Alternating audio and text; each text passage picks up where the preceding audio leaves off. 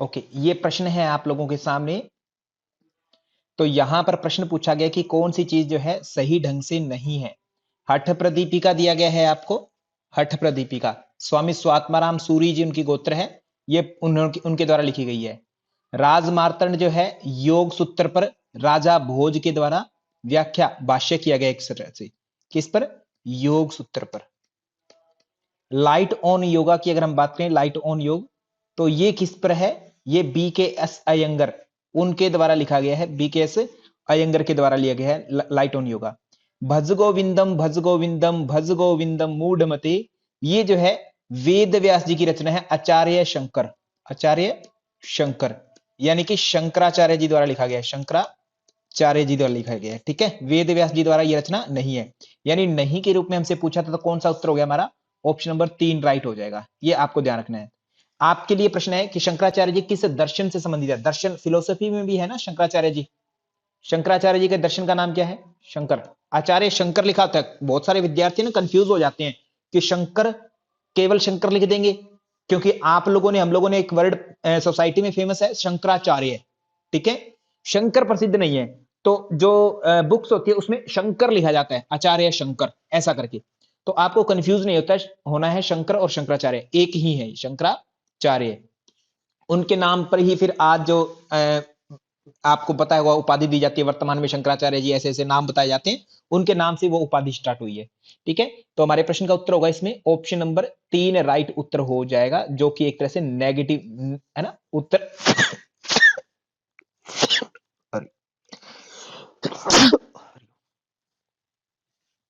इस रूप में आंसर हो जाएगा ऑप्शन नंबर 3। यदि आप भी एनटीए नेट जेआरएफ इन योग की तैयारी कर रहे हैं तो आज ही accurate yoga application play store से इंस्टॉल कर सकते हैं। एक्यूरेट योगा स्पेलिंग इसके नाम से ही है, ACCURATEYOGA। ये लिखेंगे आपको एप्लीकेशन दिखाई देगी, उसे इंस्टॉल कर लें। उसमें आपको पेपर 1 और पेपर 2 दोनों जो कोर्सेज हैं वो कंप्लीट सिलेबस मिलता है। पेपर 2 योगा की जो फीस है 1 साल के लिए 12,000 रुपए है, जिसमें आपको 5 चीजें मिलती है। Number 1 special recording to the point, 1 से लेकर के 10 यूनिट जो है हमारे सिलेबस में वो सारे के सारे वन टाइम में आपको कंप्लीट मिल जाते हैं। दूसरा, डेली उसमें लाइव क्लासेस हमारी कंडक्ट होती है, तो बच्चों को डेप्थ में जब आपका कोई क्वेश्चन होता है, क्वायरी होती है, तो लाइव क्लास में आप आकर के पूछ सकते हैं। नंबर 3, अगर आप लाइव क्लास में नहीं आ सकते परंतु लाइव क्लास को आपको सुनने का मन होता है, तो उस लाइव क्लास को हम रिकॉर्ड करते हैं जो एप्लीकेशन पर डाल दी जाती है। तो एप्लीकेशन पर आपको वो लाइव क्लासेस भी कंप्लीट मिलती है, ताकि आप लाइव क्लास में नए आते हुए भी लाइव क्लासेस को देख पाएं। और जो फोर्थ चीज है वो आपको, जब आप पढ़ते हैं तो क्या आपने पढ़ा और क्या एग्जाम में आ सकता है, क्या प्रेडिक्ट हो सकता है फ्यूचर में क्वेश्चंस किसी टॉपिक से, तो वो यूनिट वाइज और टॉपिक वाइज जो है आपके सामने क्विजेस भी अवेलेबल होती है, तो उनको भी आप कभी भी कर सकते हैं। इसी के साथ में जो हमारी रीढ़ की हड्डी कही जाती है किसी भी एग्जाम की, PYQ series, previous year question paper, तो वो जो है आपको इसी पैकेज में पूरे कंप्लीट जो है प्रीवियस ईयर क्वेश्चन पेपर जितने आज तक हुए हैं योग विषय के, वो सारे के सारे आपको पांचों एक ही बार में मिल जाते हैं। ये सारा का सारा 1 साल के लिए 12,000 रुपए की फीस होती है, इसमें आप ज्वाइन कर सकते हैं। इसी के साथ में यदि आप पेपर 1 करना चाहते हैं, जो कि हमारा जनरल एप्टीट्यूड होता है पेपर 1, इसमें भी आपको कंप्लीट सिलेबस जो है बोथ लैंग्वेज, बाईलिंगुअल हिंदी और इंग्लिश दोनों में प्रोवाइड करवाया जाता है, जिसमें आपकी लाइव क्लासेस चलती हैं। लाइव क्लास में नहीं आ सकते हैं तो उनकी आप रिकॉर्डिंग सुन सकते हैं लाइव क्लासेस की। और इसके अलावा आपको क्विजेस भी प्रोवाइड करवाई जाती है, जिसकी फीस है 1 ईयर के लिए 5,000 रुपीज, 5,000 रुपए। यदि आपकी कोई भी क्वायरी है तो आप दिए गए फोन नंबर पर हमें कॉल कर सकते हैं। तो जल्दी कीजिए, कोर्स को जल्दी बाय कीजिए। यदि आप ये सोच रहे हैं कि मुझे अभी एग्जाम ना दे करके अगली बार एग्जाम देना है, तो मैं अगली बार तैयारी करूंगा, तो एक बात मैं बता देना चाहता हूं दोस्तों, कि आप जब भी मन में आए, चाहे आपको 1 साल बाद में एग्जाम देना है, चाहे 2 साल बाद में एग्जाम देना है, तो कंपटीशन क्योंकि हाई है, तो इसलिए जल्दी से जल्दी पढ़ना शुरू करें। क्योंकि एग्जाम देना एक दिन होता है, परंतु उसकी स्टडी, उसकी प्रिपरेशन जो है आपको पूरा साल कम से कम करनी होती है, तब जाकर के आप जो है जेआरएफ के लिए एलिजिबल होते हैं। सिलेबस बहुत लेंदी होता है, सिस्टमेटिकली समझना पड़ता है। सिलेबस छोटा है दिखने में, परंतु उसको जब आप पढ़ते हैं तो वो काफी लेंदी हो जाता है, इसलिए उसको आपको ग्रेस्प भी करना होता है, उसको आपको डाइजेस्ट करना होता है पूरी तरह से। तो इसीलिए आप जितनी जल्दी अपनी तैयारी शुरू करें उतना बेटर है। तो इसीलिए जल्दी से एक्यूरेट योगा एप्लीकेशन डाउनलोड करें और अपना कोर्स, अपनी नेट जीआरएफ की जर्नी है जो अभी से शुरू करें। नेक्स्ट प्रश्न है आपके सामने, महाभूत दिए गए हैं और उनसे जुड़ी हुई तन्मात्राएं बताई गई है। पंच महाभूत, आप लोग उत्तर देंगे, मैं इनको अरेंज कर देता हूं। सबसे पहले आकाश होता है, आकाश, फिर वायु की उत्पत्ति होती है, फिर कहते हैं अग्नि, फिर जल और फिर पृथ्वी। ऐसे पांचों की उत्पत्ति होती है, इन पांचों की। तो पांच क्रमानुसार है। आकाश की बात करें तो आकाश कहते हैं शब्द तन्मात्रा से जुड़ा हुआ है। वायु की बात करें तो स्पर्श तन्मात्रा से जुड़ा होता है। अग्नि की बात करें तो रूप तन्मात्रा, और जल की बात करें, जल रस तन्मात्रा से, और पृथ्वी की हम बात करते हैं तो गंधवती पृथ्वी, गंध से जुड़ी होती है। ऐसे ये पांच तन्मात्राएं हैं, ठीक है जी। इनको अगर हम इंद्रियों से अगर जोड़ देते हैं, इंद्रियां भी है ना पांच। शब्द की बात करें तो किससे, तो कर्ण, कर्ण को श्रोतस बोलते हैं। संस्कृत वर्ड जरूर ध्यान रखें, एग्जामिनर ये श्रोतस देगा। स्पर्श की बात करें तो त्वक से जोड़ते हैं। रूप की बात करें तो रूप कहां से, आई से, यानी चक्षु से जोड़ते हैं। रस की बात करें तो रस जो होते हैं जीवा यानी कि रसना से जोड़ते हैं। गंध की बात करें तो घ्राण, घ्राण से जोड़ते होते हैं। ये आपकी इंद्रियां होगी, है ना। यानी इनका कॉन्सेप्ट हो गया, आपके भूत हो गए पंच, और पंच तन्मात्रा होगी, तन मात्रा, या इनको विषय भी बोलते हैं, अर्थ भी बोलते हैं इनको, ठीक है। पांच, पांच विषय, पांच अर्थ। श्रोतस आदि को इनको इंद्रियां बोलते हैं। कौन से वाली, ज्ञान इंद्रिय, ज्ञान इंद्रिय, ठीक है। आपसे प्रश्न पूछा था कि सूचीबद्ध करना है, सुमेलित करना है, तो जल के लिए ओनली एंड ओनली रस ही हो सकता है। एक का डी ही होगा और कोई उत्तर नहीं होगा, ऑप्शन राइट हो जाएगा हमारा, है ना। बाकी हमने चेक कर लिया। वायु के लिए स्पर्श होगा, सी हो गया दो का। तीन का आकाश है, उसके लिए शब्द हो जाएगा, और चार का रूप हो जाएगा, यानी कि डी जो अपना चार है अग्नि, अग्नि के लिए बी उत्तर हो जाएगा। डन है, सिंपल है। एक्स्ट्रा जो है ना, ये महाभूतों वाली स्टोरी आप अच्छे से याद कर लेना, बढ़िया से। अब एक और बात है, भगवान शिव के द्वारा जो शिव संहिता है, शिव संहिता जानते हैं, उस ग्रंथ में बताया गया है कि किस किसके कितने गुण हैं। अग्नि के कितने गुण हैं, अग्नि महाभूत है, उसके कितने गुण माने जाएंगे, यानी कितनी तन्मात्राएं मानी जाएंगी अग्नि के, अग्नि के कितने माने जाएंगे। अग्नि के तीन, कौन कौन से आ जाएंगे अगर मानने को हो तो हम शब्द बताएं। ऊपर से शब्द स्पर्श रूप, ये ही आएंगे, रूप रस और गंध नहीं आएगा उसमें। क्योंकि जैसे मेरे अंदर मेरे बेटे के गुण नहीं होंगे, बट मेरे पुरानी पीढ़ी है उसके गुण होंगे, सेम ऐसे उत्पत्ति होती है क्रमानुसार, ऐसे होते हैं। पांचों गुण किसमें है, पृथ्वी में पांचों गुण है, पांचों गुण है, ठीक है। पिछले वाले सारे गुण होते हैं। पांच ज्ञानेंद्रियां देखिए, ऐसी आपको पांच कर्मेंद्रियां, पांच कर्मेंद्रियां क्या है, पानी बोले तो हाथ, पाद बोले तो पैर, पानी पाद, पायु बोले तो एनस, उपस्थ बोले तो जनन इंद्रिय, लिंग या योनि अर्थ में होता है, या मूत्र इंद्रिय ऑप्शन में आ सकता है, या उपस्थ होता है जनरल इसके लिए, ठीक है, या जनन इंद्रिय लिख सकता है एग्जामिनर। और एक होता है गुदा, हो गया, और एक वाक, गुदा बोलते हैं पायु को, गुदा जिसको मल इंद्रिय के नाम से जानते हैं, ठीक है। उपस्थ को जनन इंद्रिय के रूप में जानते हैं, वाक को बोलने के रूप में, मुख के रूप में डिसाइड हो जाता है, कहीं कहीं पर लिखा मिल जाता है आपको टेक्स्ट में, अदरवाइज यही रियल इनके नाम है ये पांचों, ठीक है। ये नाम याद है, ये कर्म इंद्रियां होगी। आगे बात करें नेक्स्ट प्रश्न पर, ये रहा आपके सामने प्रश्न। आपसे प्रश्न, आप सबको ये प्रश्न आता है, लक्ष्मी पटेल मैम आपसे मैं प्रश्न पूछ रहा हूं, समझ में आ रही है लक्ष्मी पटेल मैम, आपसे प्रश्न क्या पूछा है मैंने, आपको प्रश्न ही नहीं समझ में आ रहा अभी तक। लक्ष्मी पटेल मैम आपसे प्रश्न समझ में आ रहा है, लक्ष्मी पटेल मैम शायद आपकी एग्जाम चल रही थी इसलिए आपको प्रश्न समझ में नहीं आया। आपसे पूछा है कि ये सूत्र संख्या बताओ, सूत्र संख्या क्या है, ये है आपसे प्रश्न, ठीक है। ये तो बच्चों वाला प्रश्न है, इस प्रश्न का उत्तर देना तो बच्चों के टाइप का है, बच्चों के टाइप का है। तो ये सिंपल सी बात, अगर सूत्र संख्या याद भी नहीं ना, एटलीस्ट ये जरूर हो कि किस अध्याय में, चतुर्थ अध्याय में है, और 7 नंबर सूत्र है ये, ठीक है। तो ये शुक्ल अशुक्ल इस तरीके की बात केवल महर्षि पतंजलि करते हैं। शुक्ल मतलब पुण्य की बात करते हैं, और कृष्ण की बात करें तो पाप की बात करते हैं। एक का बी ही हो सकता है और कुछ नहीं होगा सर, अगर है तो यही उत्तर ठीक है, नहीं तो सब गलत है, ठीक है। शुक्ल कृष्ण मिक्सचर हो गए, पुण्य और पाप से युक्त हो गए। अशुक्ल और अकृष्ण होना था, यहां पर थोड़ा सा मिस्टेक हो गई है, प्रिंटिंग मिस्टेक, अशुक्ल अकृष्ण होता, पुण्य और पाप से रहते, अशुक्ला आ आना था यहाँ पर, आ की मात्रा, है ना, तो ये अशुक्ला कृष्ण हो जाए। ये क्या है, महर्षि पतंजलि अनुसार कर्म के प्रकार है, 4 प्रकार से क्रम है, 4 प्रकार के कर्म है। महर्षि पतंजलि ने 4 प्रकार के कर्म बताए हैं, ठीक है, 4 टाइप्स के कर्म बताए। यहां पर आप लोग एक और जानना कि कर्म के 4 प्रकार हैं, ठीक है, किसके अकॉर्डिंग है, महर्षि पतंजलि के अनुसार 4 प्रकार हैं कर्म के। इंपॉर्टेंट बात यहां पर यह है कि जी शुक्ल कृष्ण आदि सब हो गए, इनमें से 3 जो है सामान्य मनुष्यों के, 3 सामान्य मनुष्यों के। सामान्य कि कोई सामान्य व्यक्ति होगा ना, वो या तो पुण्य के करना चाहेगा, किसी की सहायता कर दी, या किसी का जो है नुकसान कर दिया, पाप कर दिया, या दोनों ही काम कर रहा है, सहायता भी कर दी और मार भी दिया। ठीक है, मिश्रित 3 सामान्य है। एक जो है वो योगियों का कर्म है, योगियों का। योगियों वाला कौन सा है सर? ए शुक्ल, न तो उसमें पुण्य मिलेगा, न ही ए कृष्ण, मतलब न ही पाप, दोनों से ही रहित है, ये योगियों का काम आता होता है। ठीक है, चतुर्थ अध्याय में कर्मों के ऊपर चर्चा है सर। ओके, अभी यहां पर एक बहुत बात कर देता हूं, कर्म, अकर्म और विकर्म, ये किसका कॉन्सेप्ट है? कर्म, अकर्म और विकर्म, ये किसने कहा है सर? है ना? अगेन लक्ष्मी पटेल मैम, आपको क्वेश्चन ही नहीं समझ में आता मुझे लगता है कभी भी। मैंने पूछा सूत्र संख्या क्या है, सूत्र संख्या। ठीक है,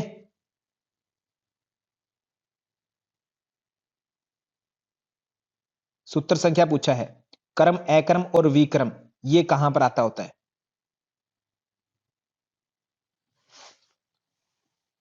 गड़बड़ है ना? मैंने आपको अच्छे से याद करवाया, अगर आपने पढ़ा है ना योग सूत्र पढ़ा है तो उसमें अच्छे से आए।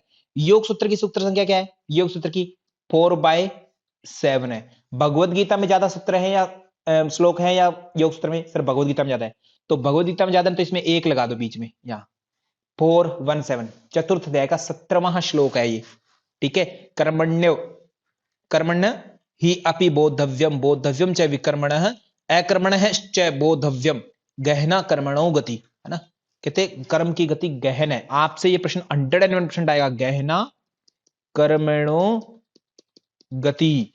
बताओ ये किस ग्रंथ का है? पहला तो ये पूछेंगे किस ग्रंथ का है, किस ग्रंथ का है? भगवद गीता का है सर, बीजी का, बीजी।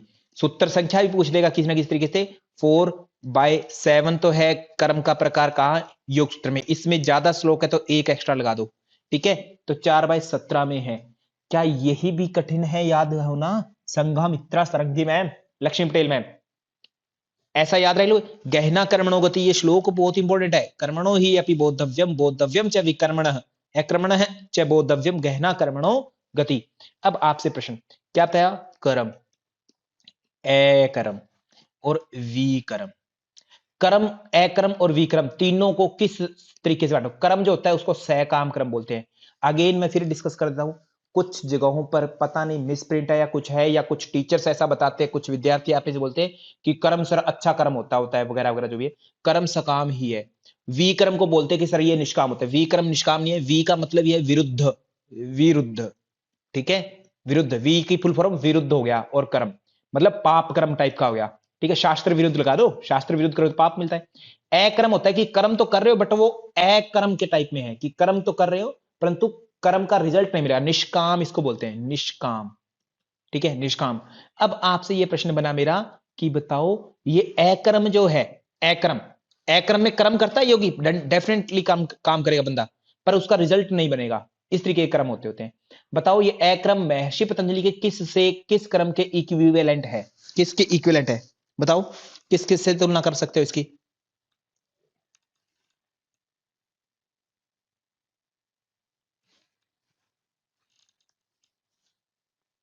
ओके, तो इसकी तुलना करेंगे ए शुक्ल ए कृष्ण से। न तो पाप न पुण्य, उससे तुलना होती है कर्म अकर्म की। ठीक है जी, आगे चले, नेक्स्ट पर बात करते हैं हम। इस प्रश्न का उत्तर अपने को पता लग गया होगा। इस प्रश्न का उत्तर होगा ऑप्शन नंबर 2 राइट हो गया। Done sir. आगे नेक्स्ट क्वेश्चन, बताइए भगवत गीता में क्या और क्या कैसे कैसे क्या चीज है? ठीक है,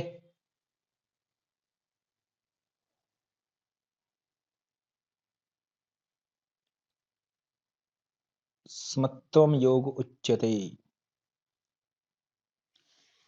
योगस्थ कुरु कर्माणि संगम त्यक्त्वा धनंजय, सिद्ध सिद्धयो समो भूत्वा समत्वम योग उच्यते। ये श्लोक बहुत ज्यादा फेमस है। सीधा उत्तर बता देता हूं, 248 है। अगली बार में ये प्रश्न तोड़ करके आ सकता है, श्लोक को तोड़ करके आगे पीछे कर देगा और बताएगा कि इसकी सीक्वेंस बताओ।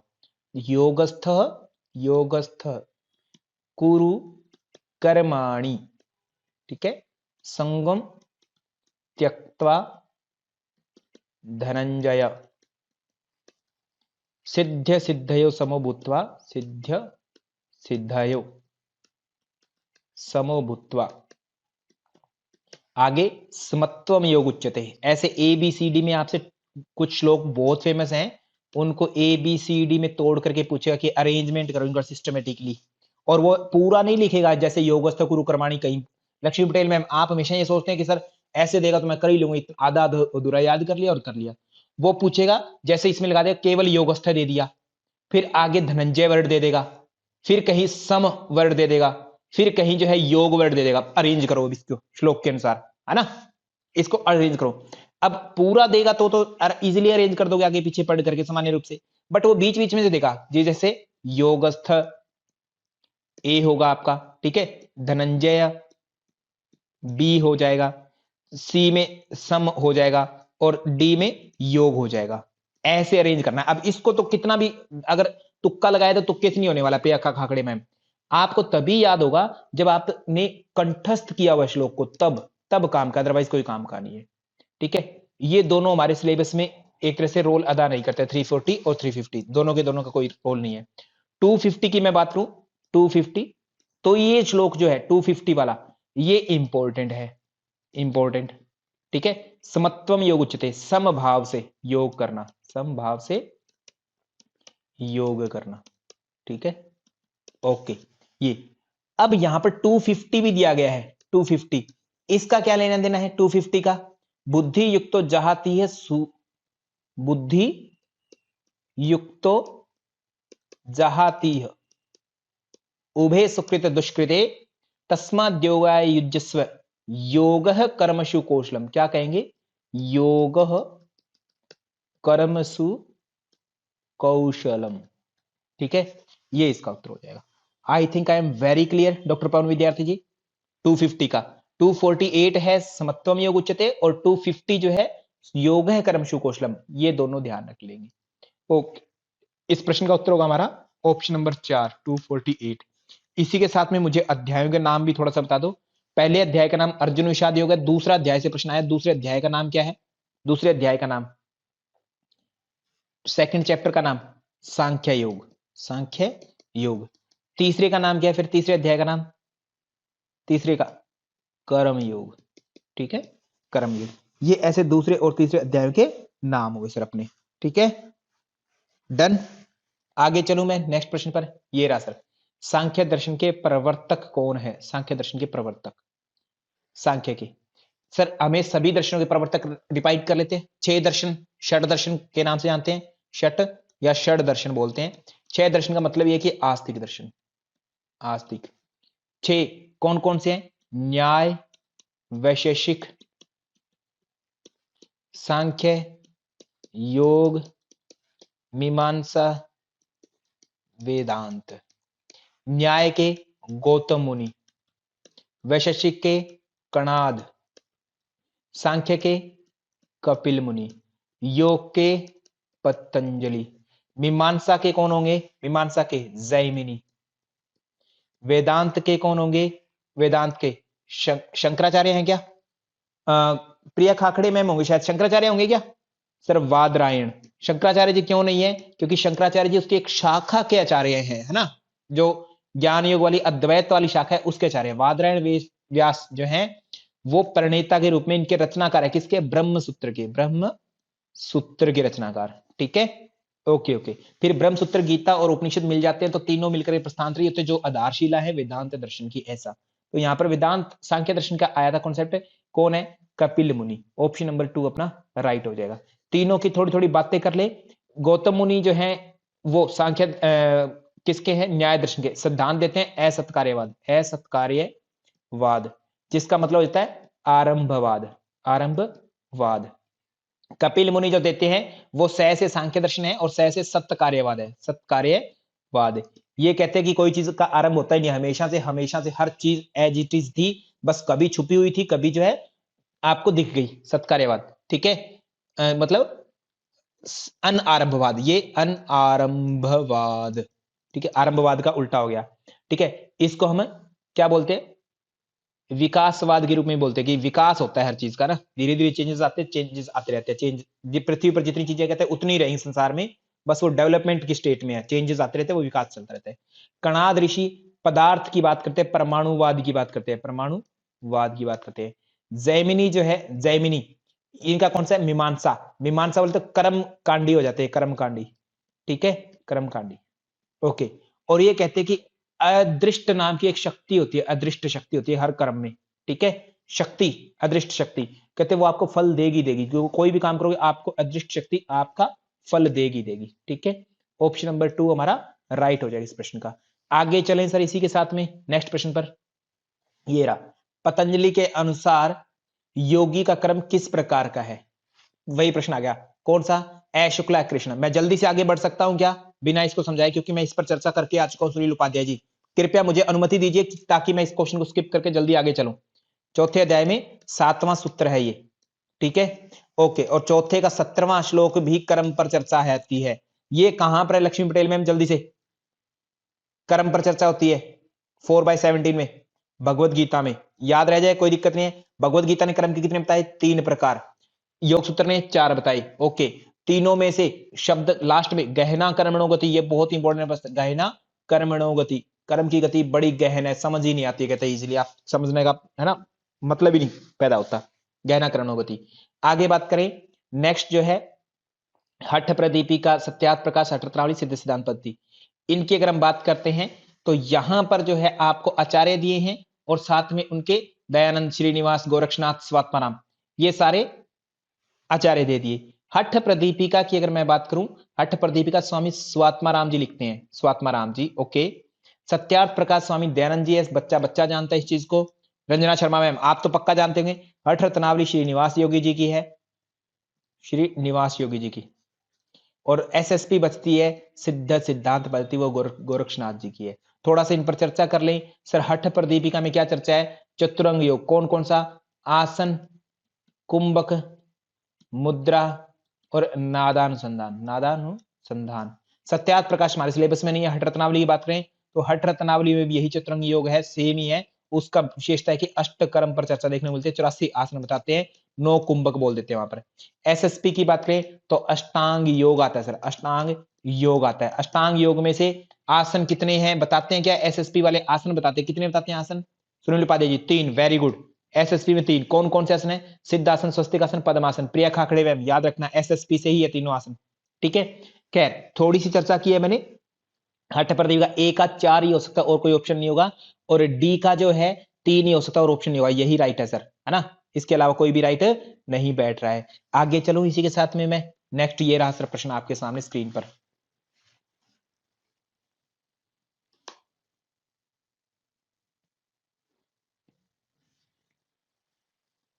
पुरुष और प्रकृति, पुरुष और प्रकृति जो है निम्नलिखित में से किस दर्शन की 2 मुख्य धाराएं हैं। पुरुष और प्रकृति की मैं बात करूं तो प्रकृति होता है प्लस में पुरुष होता है। प्रकृति त्रिगुणात्मक है, क्या क्या है सर, 17 स्तंभ की साम्यावस्था होती है, संख्या में 1 है, पुरुष संख्या में अनेक है, त्रिगुणातीत होता है, परे होता है। पुरुष जो है सक्रिय नहीं निष्क्रिय है और प्रकृति सक्रिय है क्योंकि इसमें रजोगुण है। प्रकृति से उत्पन्न होता है महत तत्व, महत तत्व पैदा होता है। महत तत्व से अहंकार, अहंकार 3 भागों में विभक्त होता है, सत्य और रज और तम 3। जब सात्विक भाव सबसे ज्यादा होता है तो मन और 10 इंद्रियां, 10 इंद्रियां बोले तो 5 कर्म 5 ज्ञान इंद्रियां। तामसिक भाव जब होता है तो 5 तन्मात्रा, पहले तन्मात्रा होंगी और उनसे पंच भूत पैदा होते हैं, ऐसा सर स्ट्रक्चर होता है। तो ये पुरुष प्रकृति और पुरुष का काम केवल और केवल सांख्य दर्शन और किसी का नहीं है। वेदांत में ब्रह्म माया आदि की बात करते हैं, ब्रह्म और माया की बात करते हैं। पूर्व मीमांसा जो है मीमांसा कहलाती है, कर्म की बात करते हैं। उत्तर मीमांसा वेदांत को ही बोलते हैं हम, उत्तर मीमांसा। पूर्व मीमांसा कर्म पर और वेदांत जो है वेद मतलब ज्ञान पर आधारित है। वैशेषिक की मैं बात करूं तो ये कणाद ऋषि, कणाद ऋषि किस पर बात करते हैं, कणाद ऋषि जी की चर्चा इंपॉर्टेंस बताइए, कणाद ऋषि किस पर चर्चा करेंगे।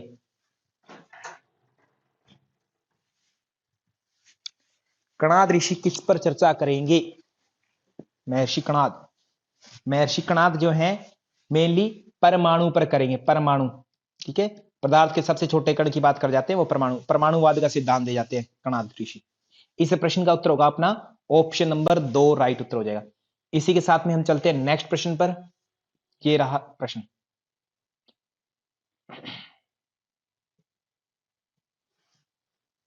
एक ही प्रश्न के बारे में ज्यादा से ज्यादा अटेम्प्ट सोचो, ध्यान दो, तो आपकी चीजें आसान हो जाती है ना। एग्जाम ऐसे मतलब कि क्लियर हो जाता है कि हाँ आगे जो भी प्रश्न आएगा इसके इर्द गिर्द आएगा। तो यही अपनी बेस्ट स्टडी होती है एग्जाम में, और तो कोई तरीका ही नहीं होता पढ़ने का। और एक बात, प्रिया खाकरे मैम, आप हमेशा ही कहते हैं सर पेपर 1 के पेपर 2 के पीवाईक्यू डाल दो। पीवाईक्यू सारे डाल दिए एप्लीकेशन में, प्लीज आप एक बार चेक कर लेना। ठीक है, इस ईयर के जो है 5 आ चुके हैं और 5 रिमेनिंग है, वो आ रहे हैं धीरे धीरे, जल्दी मिल जाएंगे आप लोगों को सारे के सारे। ठीक है, तो ये जैन दर्शन का प्रश्न है। जैन दर्शन में बताओ जी क्या होता है। पहले तो कौन है आचार्य है जैन दर्शन के, कहते एक नास्तिक दर्शन है। पहली बात तो क्या है, नास्तिक है, तीर्थंकर होते हैं, तीर्थंकर जैनिज्म में होते हैं। जैन दर्शन का प्रश्न परीक्षा ध्यान उन्हीं का है। तीर्थंकर होते कितने हैं, 24। पहले तीर्थंकर ऋषभ देव जी, ठीक है। 23 में पार्श्व नाथ जी। 24 में महावीर स्वामी, जिनके नाम से ये प्रसिद्ध है सबसे ज्यादा, जो है इसको प्रचार प्रसार के रूप में इन्होंने प्रचार प्रसार किया। तीर्थंकर कहते कौन होते हैं सर, तीर्थंकर मुक्त होते हैं, जिन्न भी कहा जाता था, जिससे जी का मतलब था जीत लिया, जिन्होंने विजय प्राप्त कर ली है। ठीक है, राग द्वेष आदि पर। इनमें 2 पंथ होते हैं, श्वेतांबर दिगंबर। श्वेतांबर जो श्वेत कपड़े पहनते हैं, दिगंबर जो दिशाओं को ये अपने अंबर यानी कपड़े मानते हैं, नग्न अवस्था में रहते हैं सर्दी गर्मी आदि में। ठीक है, सिद्धांत इनके त्रिरत्न का है सर। स्यादवाद भी इन्हीं का है, स्यादवाद। सप्तभंगी नय भी इन्हीं का है, सप्तभंगी नय भी इन्हीं का है। 5 महाव्रत बताते होते हैं, हिंसा सत्य अस्तेय ब्रह्मचर्य अप्रिया के रूप में। और प्रेक्षया ध्यान में किसको देखेंगे, प्रत्यक्षण सर, एकाग्रता का प्रत्यक्षण थोड़ी होता है, सपनों का नहीं, विचारों का प्रत्यक्षण है ना, हर विचार को चेक किया जाता होता है। ऑप्शन नंबर 1 इस प्रश्न का राइट हो जाएगा। आगे चलें। जैन दर्शन 3 रत्नों का उपदेश देता है, बताओ वो कौन से हैं। ठीक है, जैन दर्शन जो है त्रिरत्नों का उपदेश देता है, बताइए कौन से हैं। ओके, तो जैन दर्शन जो है 3 रत्न है। 3 रत्न में क्या क्या होता है, त्रिरत्न में जैन दर्शन के अभी कॉन्सेप्ट पढ़ा, त्रिरत्न तो होते हैं, ये तो पता लग गया। त्रिरत्न में क्या क्या आएगा सर, त्रिरत्न में बोलते हैं जैन दर्शन में, ये इनका कहना है कि सम्यक दर्शन ज्ञान चरित्राणी, दर्शन ज्ञान चरित्राणी। ठीक है, ये तीनों के तीनों मोक्ष मार्ग है, मोक्ष मार्ग, ये तीनों मोक्ष के मार्ग है सर। ठीक है, सम्यक दर्शन ज्ञान चरित्राणी, दर्शन ज्ञान और चरित्राणी, सीक्वेंस भी नोट कर लेना, अगली बार के लिए प्रश्न आ जाएगा। 1 सम्यक दर्शन और ज्ञान, 2 और फिर 3 चरित्र, है ना। और ये किस लिए है त्रिरत्न, मोक्ष मार्ग है, मोक्ष के मार्ग बताते हैं। पता लगे आपको ऑप्शन एग्जामिनर क्या देगा, मोक्ष के मार्ग है, एकाग्रता के मार्ग है, ईश्वर प्राप्ति के उपाय हैं, या जिन बोले तो जैन बनने के कारण है, नहीं सर, स्पष्ट लिखा है मोक्ष मार्ग, मुक्त मोक्ष मार्ग, ऐसा वर्ड यूज किया इन्होंने। ठीक है, ओके, तो ए बी सी अपना राइट आंसर हो जाएगा। कोई दिक्कत इसमें, कोई कंफ्यूजन नहीं है यहां तक। आगे चल सकते हैं, नेक्स्ट प्रश्न। ईड़ा पिंगला सुषुम्ना बताओ जी किस रूप में जाना जाता होता है। तो ये एक अच्छा कॉन्सेप्ट है, पूरा का पूरा आपको क्लियर होना चाहिए।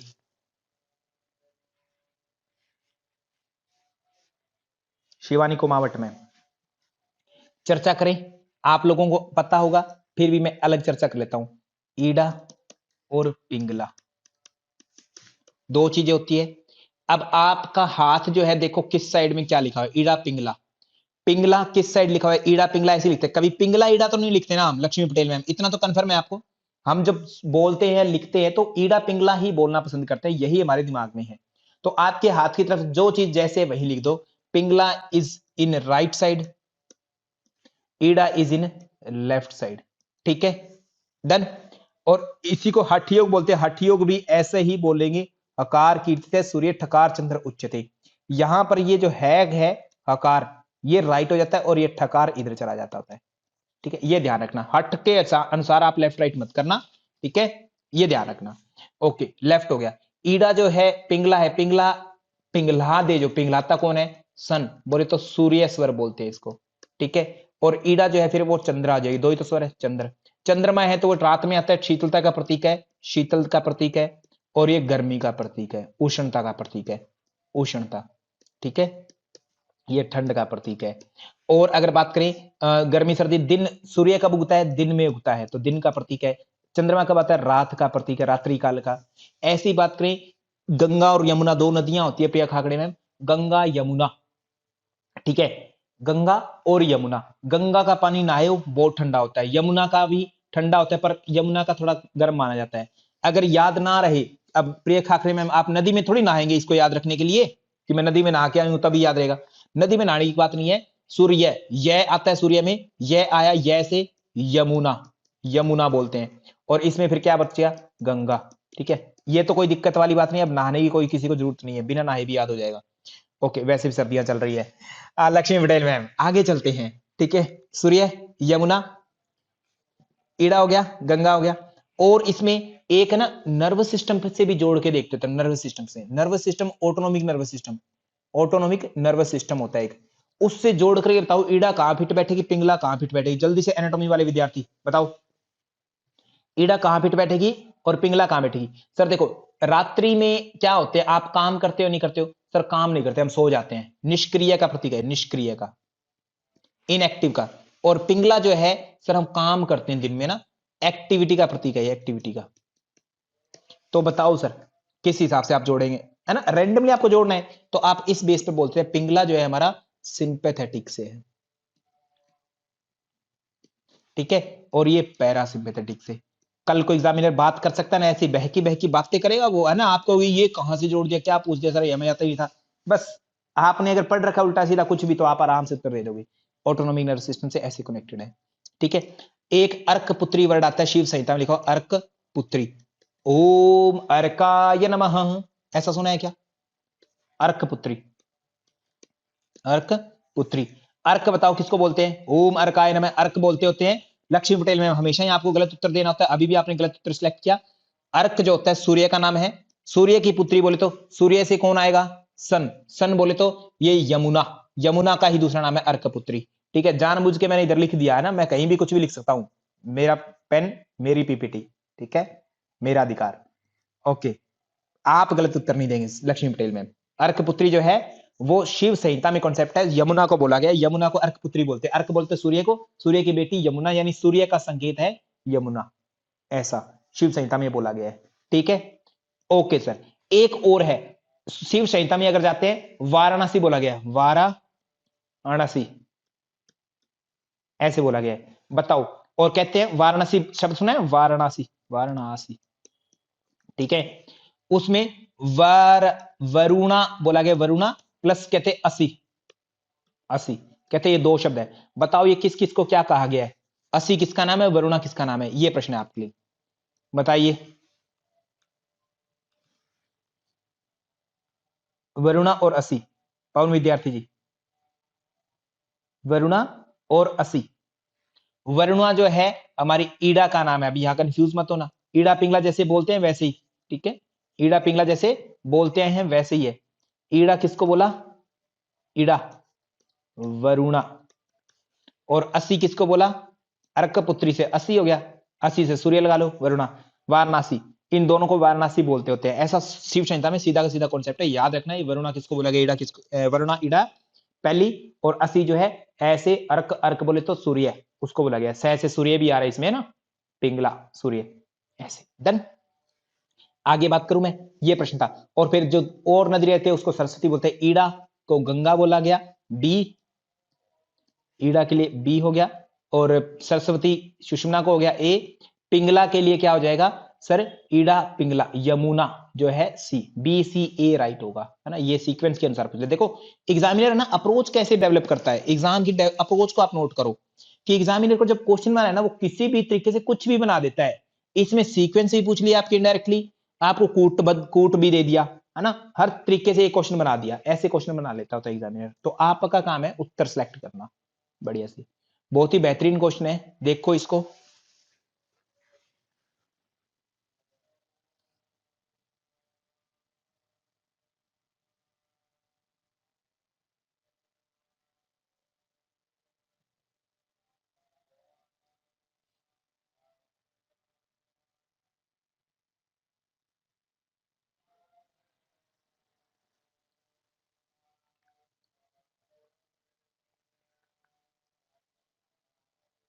ओके, तो प्रश्न में सिद्धांत पूछा है, दर्शन है उनके अनुसार से सांख्य, सांख्य का सत्कार्यवाद, ये जो ये कहता है कि कार्य हमेशा से है, हमेशा से था, है ना, अंदर ही कारण में छुपा था, ए का टू ही होगा और कुछ नहीं होगा, इतना सा पता था।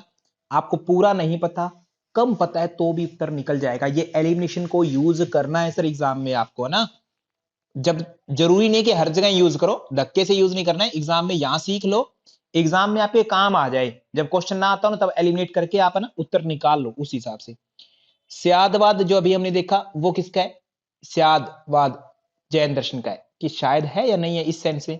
क्षण भंगवाद मतलब क्षणिकवाद जो है, कि कुछ समय क्षण के लिए होती है कोई वस्तु और फिर वापस चेंज हो जाती है। जैसे मैंने क्लास जब स्टार्ट की ना, गीता मिश्रा मैम, हाथ नीचे रखिए प्लीज, ठीक है। जब मैंने क्लास स्टार्ट की डॉक्टर गीता मिश्रा मैम, तब आप गीता नहीं थे, ठीक है। तब जो गीता मिश्रा थी वो अब वाली गीता नहीं थी, अब कुछ और हो गया। अब वाली गीता मैम का अर्थ हाथ जो है रेज है, पहले हाथ डाउन था, ठीक है, चेंजेस आ गए, क्षण भंगवाद, ठीक है।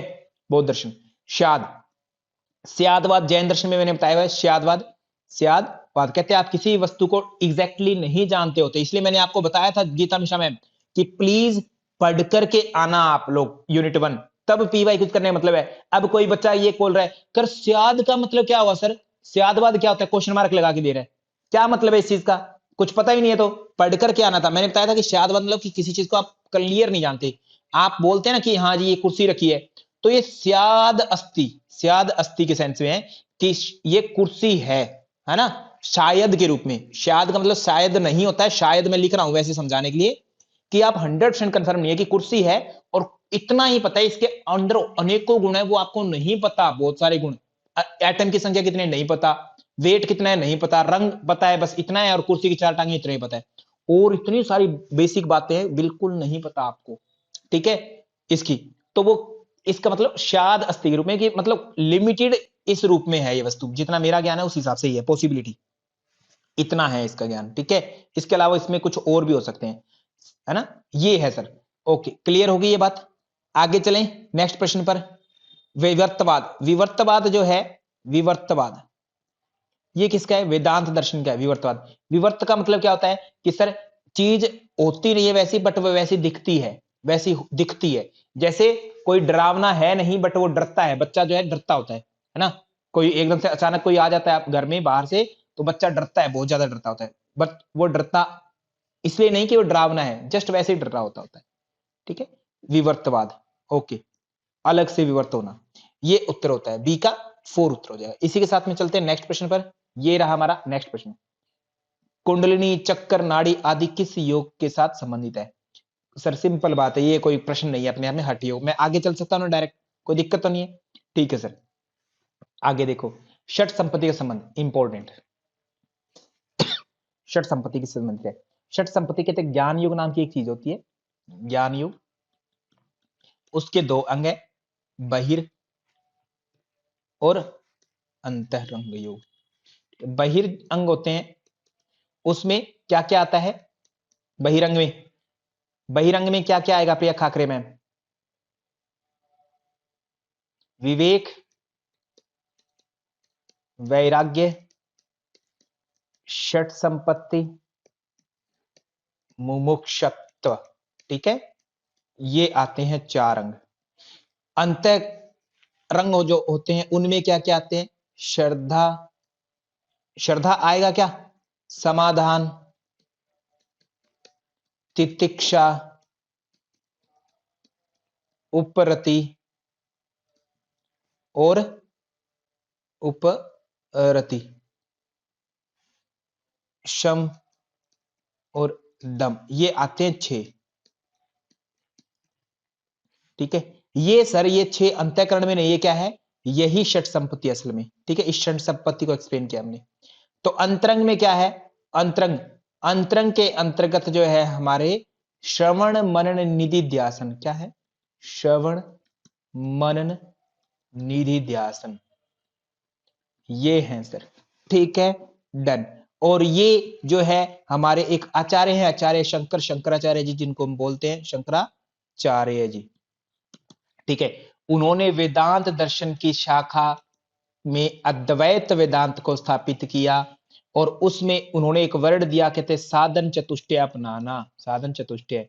बहिरंग अंगों को, ज्ञान योग के बहिरंग को ही हमने साधन चतुष्टय की सेंस में जाना। विवेक वैराग्य षट सप्तमी मोक्ष। विवेक कहा नित्य अनित्य वस्तु विवेक, नित्य और अनित्य वस्तु विवेक।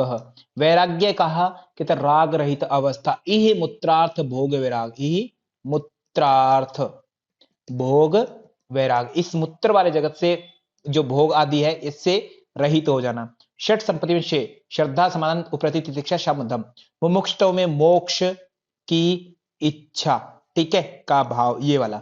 तो ये वेदांत दर्शन का कॉन्सेप्ट था सर। डन है। इसमें अगर मैं और बातें कर दूं, योग सूत्र में कहते हैं चतुर्व्यूहवाद, ये कॉन्सेप्ट है चतुर्व्यूहवाद, हे हेतु हान हानोपाय, ऐसा करके। रामायण में नवधा भक्ति का कॉन्सेप्ट है। जैन दर्शन में त्रिरत्न हमने पढ़े थे, ठीक है। त्रिरत्न कौन से? सम्यक दर्शन, ज्ञान, चरित्राणी, ये नाम थे। ऐसे ऐसे करके इनकी सारों की विशेषताएं हैं। इसके साथ में आगे चल सकते हैं क्या मैं? ठीक है, आगे परमिशन दीजिएगा। ये रहा प्रश्न। सूर्य चंद्र मसूर योगो जीवात्म परमात्मनो, यह कहां पर है? अगर आप देखो तो कैवल्य उपनिषद हमारे सिलेबस में नहीं है, कठोपनिषद भी सिलेबस है बट उसमें नहीं है ऐसा, ठीक है। योगो शिखोपनिषद मैत्रायण कोई सिलेबस नहीं, बट योग शिखोपनिषद हमारे सिलेबस में नहीं है ये भी, बट इसमें है। तो यहाँ पर प्रश्न ये होता है कि सर हमारे सिलेबस में फिर भी प्रश्न कैसे आ गया? एक्चुअल में प्रश्न उपनिषद का नहीं है, ये है योग की परिभाषा का। योग की परिभाषा, योग की परिभाषा तो आपके सिलेबस में मेंशन है ना, यूनिट 1 में है, तो वहां से ये प्रश्न आता है। और सेम ये योग बीज में भी है, योग बीज में, योग बीज में भी है सर, डिट्टो है एज इट इज श्लोक। तो इसको नोट कर लेंगे, आपकी ही गारंटी जिम्मेदारी है ना ये, रंजना शर्मा में याद करना योग बीज में कहां पर है, कैसे है। आगे बात करूं मैं नेक्स्ट प्रश्न पर। ये रहा सर, बहुत ही प्यारा प्रश्न, अच्छा सा प्रश्न है, करिएगा इसको।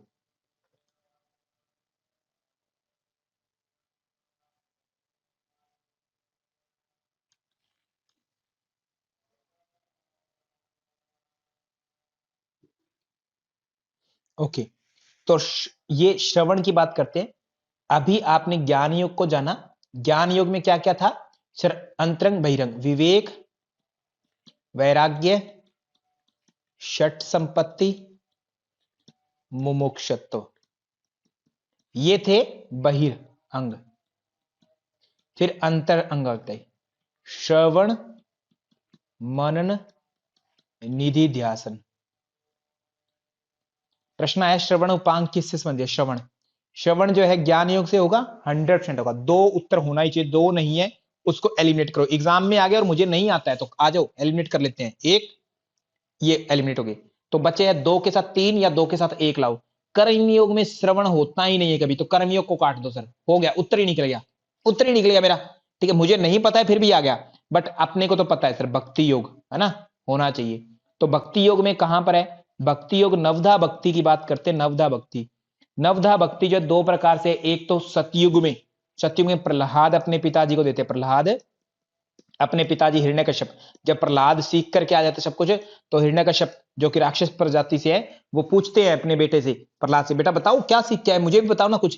कहते जी मैं भक्ति सीखे। कौन सी? कहते हरि की वजह। अच्छा, ये कौन सी भक्ति आ गई? क्योंकि वो ये कहते हैं ना कि मैं ही सब कुछ वैसा। तो कहता है यही भक्ति है, कहते हैं इसमें हरि का ये गुणगान आदि करना, नो की नो। फिर वो बताता है क्या क्या बताते हैं? श्रवणम, कीर्तनम, विष्णु स्मरणम, विष्णु स्मरण, पाद सेवनम, पाद सेवनम, अर्चनम वंदनम, अर्चनम वंदनम, दास्यम, सख्य, आत्म निवेदनम, ठीक है। ये 9 अंग बताए हैं भक्ति में, याद रह लेंगे, कोई दिक्कत वाली बात तो नहीं है सर? ओके डन, ये हो जाएगा, ठीक है। बात करें आगे, ऑप्शन नंबर 2 आपका राइट हो जाएगा। नेक्स्ट चलते हैं अगले प्रश्न पर। और हाँ, इसमें नवधा भक्ति दूसरी क्या है? दूसरी नवधा भक्ति जो है रामायण में दी थी, रामायण में, रामायण है ना, वहां पर श्री राम जी देते हैं। कौन सा युग आ गया? त्रेता युग आ गया, त्रेता युग, रामायण त्रेता है ना। और नवधा भक्ति सतयुग वाली है, प्रहलाद वाली सतयुग की है, ठीक है। रामायण में श्री राम जी किसको देते हैं? माता मंथरा को देते हैं क्या? कौशल्या को, केकई या सुमित्रा, कौन सी मां को देंगे? रामायण के अरण्य कांड में, अरण्य कांड कौन से नंबर का कांड है? तीसरा कांड। कितने कांड है? 7 कांड है सर। ठीक, अरण्य कांड में देंगे। अरण्य कांड में नवदा भक्ति, कहूं तो ही पाही, सावधान सुन धर्मन माही। ठीक है, क्या किसको बताया? मां शबरी को, है ना, मां शबरी को बताया। तो इसमें प्रथम भक्ति संतन कर संगा, संतों का संग। दूसरी रति मम कथा प्रसंगा। तीसरी गुरुपद पंकज सेवा। तीसरी भक्ति अमान। चौथी भक्ति मम गुण गण करे कपट तजगान। मंत्र जाप मम दृढ़ विश्वासा। पंचम भजन सो वेद प्रकाशा। छठ दम शील विरति बहुकर्मा। निरत निरंतर सज्जन धर्मा। सातवां सम मोई मय जग देखा। मोते संत अधिक कर देखा। ठीक है, आठवें में जथा लाभ संतोषा। सपने नहीं देखे परदोषा। नवम सरल सब छल छनहीना, छल से ही। ऐसे करके ये 9 जो है भक्ति के प्रकार बताए। श्री राम जी ने किसको बताया? किसको बताया था? श्री राम जी ने मां शबरी को बताया सर। ऑप्शन नंबर 2 अपना राइट हो गया। आगे चलें क्या? ये रहा प्रश्न आपके साथ। शबरी कहां थी? जंगल में, दंडक वन में, है ना, रह रही थी। ठीक है, कौन से वन में थी शबरी? वन में थी। अरण्य कांड उसी कांड से आया, जंगल में थी। वहां पर जो किस ऋषि ने उनको कहा कि यहां इंतजार करो, राम जी आएंगे तुम्हारा उद्धार करने? बताओ किस ऋषि ने कहा था? मातंग मुनि ने। मातंग मुनि के कहने पर, है ना, शबरी ने इंतजार किया। इंतजार, ठीक है, किया इंतजार, मतलब भगवान की परीक्षा वेट किया मातंग मुनि के कहने पर। ओके, नारद एक भक्ति योगी है, 100% हमें पता है। भक्ति के पक्षधर है, आत्म साक्षात करवाती है भक्ति। यस यस यस, बिल्कुल ओके है, 1 नंबर ओके। कबीर, मीराबाई, तुलसीदास और सूरदास सब ने भक्ति योग को अपनाया इन्होंने। यस बिल्कुल। अब ऊपर वाली और नीचे वाली में क्या एक्सप्लेनेशन है? सही बताओ। यहां पर लक्ष्मी पटेल में व्याख्या सही है क्या या नहीं है? ऊपर जो है नारद की बात चल रही है, नीचे कबीरदास, मीराबाई, तुलसीदास, सूरदास इनकी बात आ गई, भक्ति योग को अपनाया। ठीक है, दोनों व्याख्या नहीं है, उसी की चीज चर्चा नहीं की, अलग व्यक्तियों की चर्चा कर दी, नारद की चर्चा नहीं की। यहां पर लिखा मिल जाता कि नारद जी ने ये ग्रंथ लिखा, भक्ति योग नामक, है ना, नारद भक्ति सूत्र लिखा, तो व्याख्या सही हो जाती है। यहां पर और को उठा लिया इन्होंने। ऑप्शन नंबर 1 अपना राइट, सॉरी 1 नहीं 2 राइट होगा, 2 नंबर राइट होगा, 2 नंबर राइट हो जाए। व्याख्या सही नहीं है, ऑप्शन नंबर 2 राइट होगा, व्याख्या सही नहीं है। क्लियर है? Richa Arya ma'am, okay. Ranjana Joshi ma'am, please समझ रहे हैं आप? भक्ति को परम प्रेम रूपा का है, नारद भक्ति सूत्र लिखा था इन्होंने, नारद भक्ति सूत्र लिखा। कितने सूत्र उसमें? 84, जो कि आपके लिए वेरी इंपॉर्टेंट हो चुके हैं आज के टाइम में। एग्जामिनर बीच में से टिपिकल क्वेश्चन बनाने के लिए ना जानबूझ के बीच में कूद करके पूछ के लाता है कोई क्वेश्चन की ये वाला प्रश्न बताओ। ओके, तो ना ये बौद्ध दर्शन से आया है आपके सामने प्रश्न, और अष्टांगिक मार्ग एक कॉन्सेप्ट है बौद्ध दर्शन में, वहां से इस क्वेश्चन को उठाया है। अष्टांगिक मार्ग, 8 अंगों के नाम मैं लिखता हूं, आप लोग उत्तर दीजिए। सम्यक दृष्टि, संकल्प, वाक, कर्मांत, आजीविका, व्यायाम, स्मृति और समाधि, ये 8 अंग है सर। इन 8 अंगों में क्रमशः अगर हम देखें तो शुरुआत के जो 2 हैं उनको प्रज्ञा बोला था, बीच के जो 4 हैं उनको शील बोला था, अंतिम जो 2 है प्रज्ञाशील, समाधि बोला था, समाधि। ठीक है, ये सर हमारे 3 हो गए। ठीक है, दृष्टि, संकल्प, वाक, कर्मांत, आजीविका, व्यायाम, स्मृति, समाधि, अष्टांगिक मार्ग। अब यहां पर आपके सामने दृष्टि किसको बोला? वृत्तों के यथार्थ स्वरूप को जानना। संकल्प किसको बोला? 4 आर्य सत्यों का जीवन में पालन करने का निश्चय। वाक, सत्य और प्रिय वचनों का प्रयोग। कर्मांत, बुरे कर्मों का त्याग। आजीविका, जीविकोपार्जन, ईमानदारी से। व्यायाम में उत्तम भाव बनाए रखना। स्मृति में अष्टांगिक मार्ग और बुद्ध के उपदेशों का सदैव स्मरण रखना। सम्यक समाधि, चित्त वृत्तियों का पूर्ण रूप से निरोध हो जाना। ऐसे तो प्रश्न पूछा व्यायाम, व्यायाम का मतलब एक्सरसाइज बिल्कुल नहीं है यहाँ पर कि दंड बैठक मारो, ऐसा नहीं है। क्या है रिचा मैम यहाँ पर व्यायाम का मतलब? कि आप ऐसी प्रैक्टिसेस करना जिससे सही रहे सब कुछ, क्या माइंड सही रहे, इसका व्यायाम है ना। दंड बैठक तो कोई कहा ही नहीं उन्होंने। तो किसकी शुद्धि करेंगे सर? विचार शुद्धि। ठीक है, क्या आज सम्यक व्यायाम पूछा ना आपसे, कर्म थोड़ी पूछा है सुनील उपाध्याय जी। विचार शुद्धि, आजीविका शुद्धि कैसे होगी इसमें? रंजना शर्मा मैम, विचारों की शुद्धि होगी ना, माइंड में है ना, उत्तम भाव बनाए रखने का प्रयास करना है आपको। ठीक, आजीविका में आया कर्म, यहां व्यायाम दिया गया है। ओके, ऑप्शन नंबर 4 अपना राइट हो जाएगा। आगे चले, ये रहा बौद्ध दर्शन के अष्टांगिक मार्ग को क्रमानुसार रख दो। अगेन प्रश्न आ गया, सीक्वेंस रख दो जल्दी से। सम्यक दृष्टि, संकल्प, वाक, कर्म, सबके आगे सम्यक लगेगा, याद रखना। अगर पढ़ा है तो आप लोगों को अंडरस्टूड होगी ये बात, नहीं पढ़ा है तो फिर दिक्कत होगी आपको। सम्यक दृष्टि, संकल्प, वाक, क्रमांत, आजीविका, व्यायाम, स्मृति सम्यक, सम्यक समाधि, ऐसे। ठीक है, इनको नोट कर लेते हैं एक एक को। सम्यक दृष्टि को सी बोला गया है, सम्यक वाक की बात करें तो बी बोला गया, दृष्टि और कर्मांत को ए बोला है, संकल्प को डी बोला है। सी डी बी ए जो भी है राइट उत्तर ऑप्शन नंबर 3। ठीक है, ऐसे एग्जाम में लिख लेना, गड़बड़ मत करना। सीक्वेंस वाले प्रश्न है लगभग सबको आते होते हैं संगमित्रा बहन, माइंड में घुमाता रहता है बच्चा एग्जाम में बैठ कर, गड़बड़ हो जाती है। तो थोड़ा सा लिख लेना सबको, सीक्वेंस राइट लिख ली, फिर उसके आगे जो एग्जामिनर ने कहा है, जैसे एक क्रमांक को तो एक क्रमांक के आगे लगा दो, ऐसे ऐसे आपको लगाना होता है ना। ठीक है, तो सीक्वेंस गड़बड़ होने के चांस खत्म हो जाते हैं कि गड़बड़ नहीं होगी फिर, अदरवाइज आते हुए क्वेश्चन गलत हो जाते हैं। 1-2 सेकंड एक्स्ट्रा लगेंगे इसमें आपको, और ज्यादा क्लियर लिखने की जरूरत नहीं है, बस आपको समझ में आया आपका क्वेश्चन सही हो जाए इतना ही लिखो, इतने में बात बन जाती है आपकी।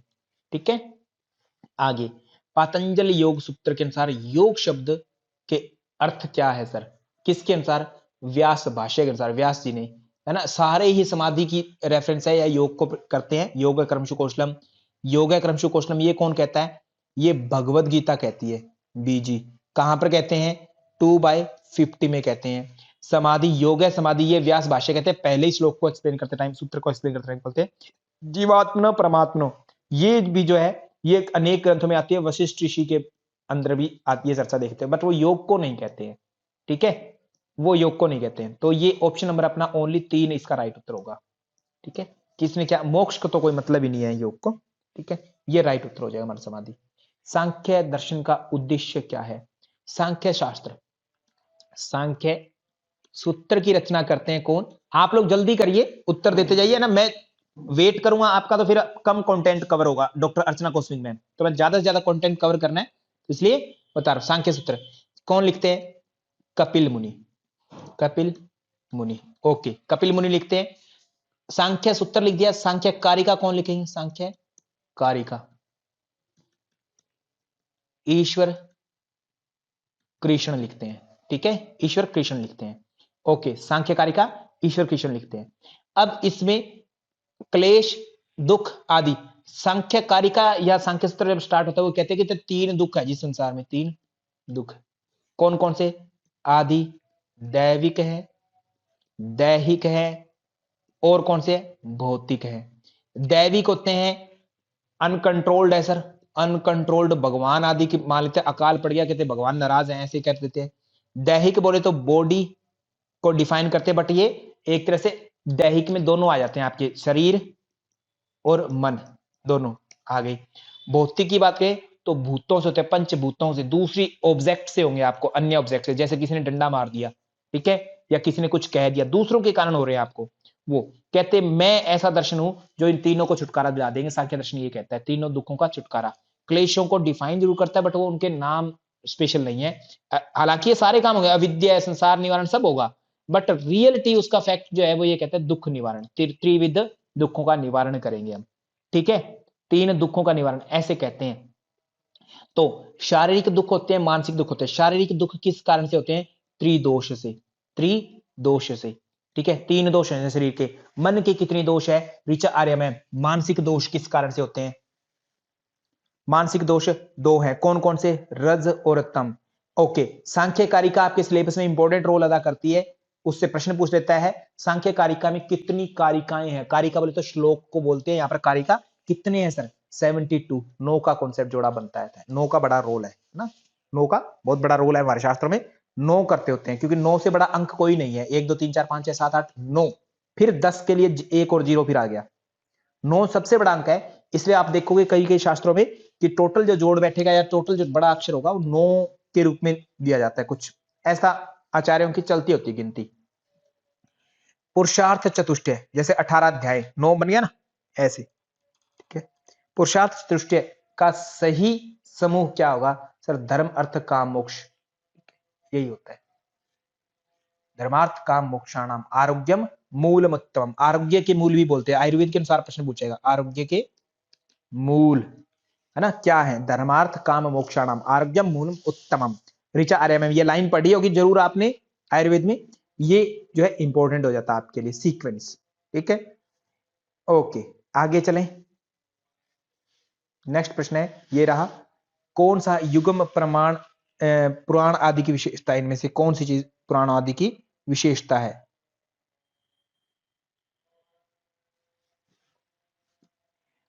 युग्म पुराण की विशेषता, सर्गश्च प्रतिसर्गश्च प्रश्न अनुवाक मंडल और अध्याय, कांड और अध्याय, ऐसा कुछ करके।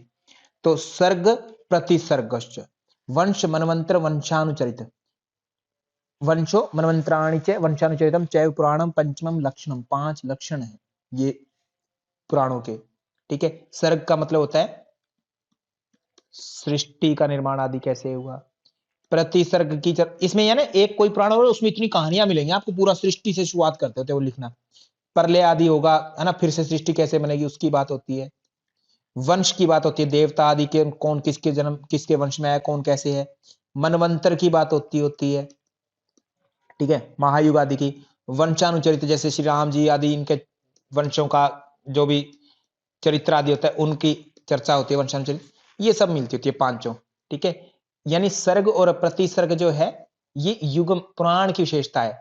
प्रश्न और अनुवाक की बात करूं तो ये प्रश्न उपनिषद है, अनुवाक उपनिषद है, तैत्तिरीय में मिलता होता है अनुवाक तैत्तिरीय में, प्रश्न उपनिषद ये उपनिषद की बात होगी, मंडल और अध्याय ये वेद में मिलते होते हैं, कांड और अध्याय ये रामायण महाभारत आदि में मिलते होते हैं। ठीक है, वहां मिलते हैं। तो इस प्रश्न में जो प्रश्न पूछा गया था आपको सर्ग और प्रतिसर्ग, इसकी युग पुराण की विशेषता है, सर्ग प्रतिसर्ग वंश मनवंतर वंशानुचरित, 5 विशेषताएं हैं इसकी, सर्गश्च प्रतिसर्गश्च वंशो मनवंतराणि च वंशानुचरितम चैव पुराणम पंचलक्षणम, 5 पुराणों के लक्षण है, 5 लक्षण है।